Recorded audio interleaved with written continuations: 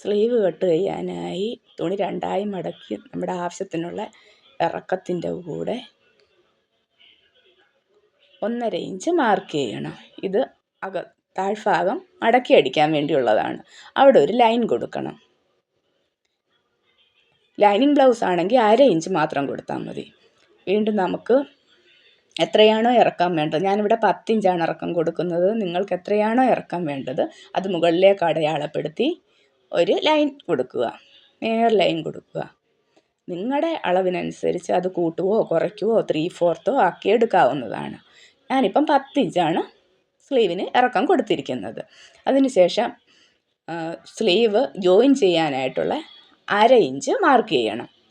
അത് lining blouse ആണെങ്കിലും അല്ലാതെ ലൈനിങ് ഇല്ലാത്ത ബ്ലൗസ് ആണെങ്കിലും അങ്ങനെ തന്നെയാണ് കൊടുക്കേണ്ടത്. ചുരിദാറിനാണെങ്കിലും ഇങ്ങനെ കൊടുത്താൽ മതി. ലൈനിങ് ഇല്ലാത്തതാണെങ്കിലും ഈ രീതിയിൽ തന്നെ 1/2 ഇഞ്ച് മാർക്ക് ചെയ്യണം. അവിടെ ഒരു ലൈൻ കൊടുക്കണം. അതിനുശേഷം നമുക്ക് ഇതിൻ്റെ ഷേപ്പ് വരയ്ക്കാനായി മുകളിൽ നിന്ന് താഴേക്ക് ഓപ്പണായ ഭാഗത്ത് 3.5 ഇഞ്ച് അടയാളപ്പെടുത്തണം. 3.5 ഇഞ്ച് മുകൾ ഭാഗത്ത് 1.5 ഇഞ്ചും അടയാളപ്പെടുത്തണം. ഷേപ്പ് വരയ്ക്കുന്നതിന് വേണ്ടിയിട്ടാണ്. അങ്ങനെ 1.5 ഇഞ്ച് അടയാളപ്പെടുത്തിയില്ലെങ്കിൽ അവിടെ കൂർത്തിരിക്കും.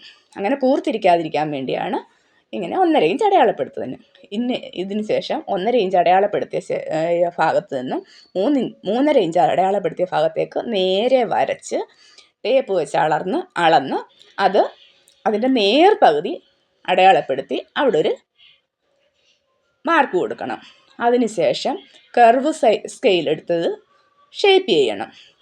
കർവ് സ്കെയിൽ ഇല്ലാത്തവർ കൈകൊണ്ട് ഷേപ്പ് ചെയ്താലും മതി. കർവ് സ്കെയിൽ വാങ്ങിച്ച് വെച്ചാൽ വളരെ ഈസി ആയിട്ട് നമുക്ക് ഷേപ്പ് ചെയ്തെടുക്കാവുന്നതാണ്. ഇപ്പുറത്തുള്ള ഭാഗം സ്കെയിൽ തിരിച്ച് വെച്ചാണ് മാർക്ക് ചെയ്യേണ്ടത്.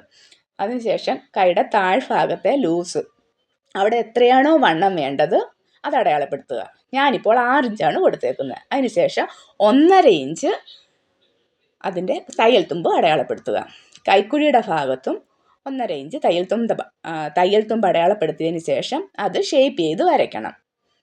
അതിനുശേഷം താഴ്ഭാഗം അകത്തേക്ക് മടക്കാനുള്ള ഭാഗവും ഷേപ്പ് ചെയ്ത് വരയ്ക്കണം.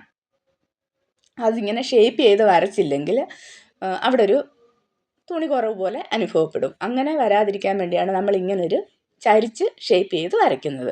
ഇനി നമുക്കത് കട്ട് ചെയ്തെടുക്കാം. മുകളിൽ നിന്ന് ആദ്യം കട്ട് ചെയ്തെടുക്കണം. ഷേപ്പ് ചെയ്ത് തന്നെ, ആ ഷേപ്പിൽ കൂടെ തന്നെ വേണം കട്ട് ചെയ്ത് എടുക്കേണ്ടത്. നമുക്കത് കട്ട് ചെയ്യാം.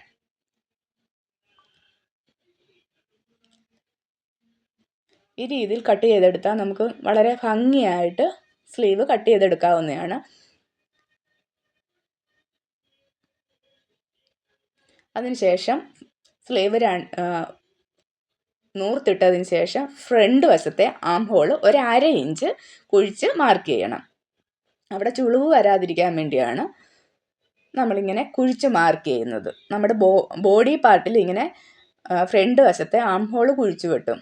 അതുപോലെ തന്നെ കൈയുടെ ആം ഹോളും കുഴിച്ച് വെട്ടണം, അല്ലെങ്കിൽ ചുളിവ് വരും. അതിനുശേഷം നമ്മൾ ഇതിൻ്റെ എല്ലാ ഭാഗത്തും ചെറിയ നോച്ചിട്ട് കൊടുക്കണം. കൈ ജോയിൻറ്റ് ചെയ്യുന്നിടത്തും കൈയുടെ മുകൾ ഭാഗത്തും നോച്ചിട്ട് കൊടുക്കണം. കഴിഞ്ഞു.